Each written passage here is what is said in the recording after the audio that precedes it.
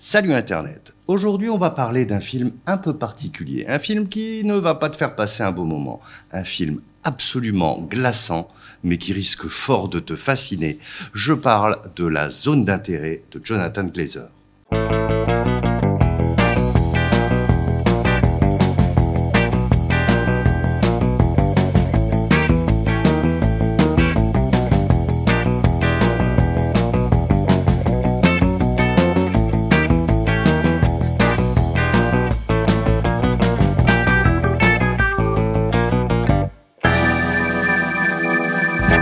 C'est peu dire qu'on l'attendait, ce nouveau film de Jonathan Glazer. En effet, ça faisait 10 ans, depuis l'incroyable Under the Skin, qu'on n'avait pas vu un nouveau film du réalisateur. Et en adaptant le livre polémique de Martin Amis, il est clair que le cinéaste n'a vraiment pas fait le choix de la facilité.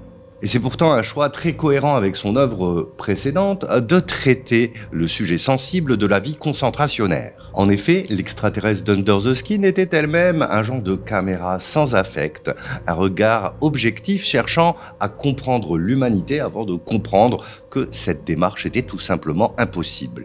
Et la zone d'intérêt prolonge cette démarche. En effet, avec une multitude d'angles de caméra qui décomposent l'espace comme le feraient des caméras de surveillance, Jonathan Glazer ausculte au plus près le quotidien des nazis dans leur plus effroyable banalité. Et c'est dans cette apparente simplicité de plan fixe que Jonathan Glazer parvient à encapsuler toute l'absurdité de ces êtres qui vagabondent de pièce en pièce comme des insectes ou des fantômes.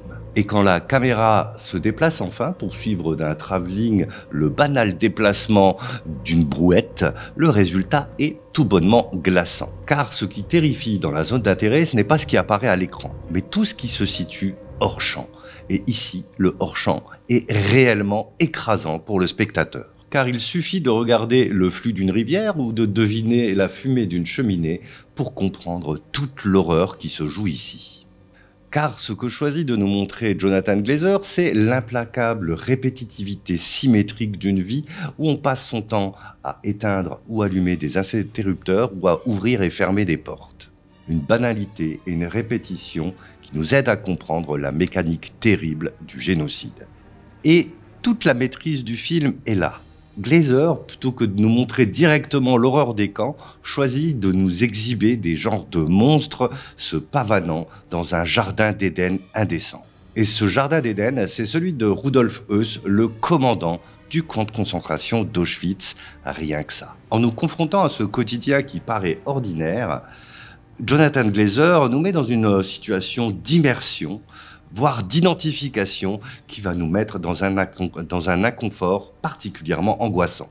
Et c'est ainsi que le film nous montre à quel point il peut être facile de s'accommoder de l'horreur et de l'inimaginable. Et en cela, le film n'est pas sans rappeler Hannah Arendt et son concept de banalité du mal. Pour toutes ces raisons, La Zone d'intérêt est déjà un des grands films de cette décennie et vous pouvez venir l'emprunter à la médiathèque.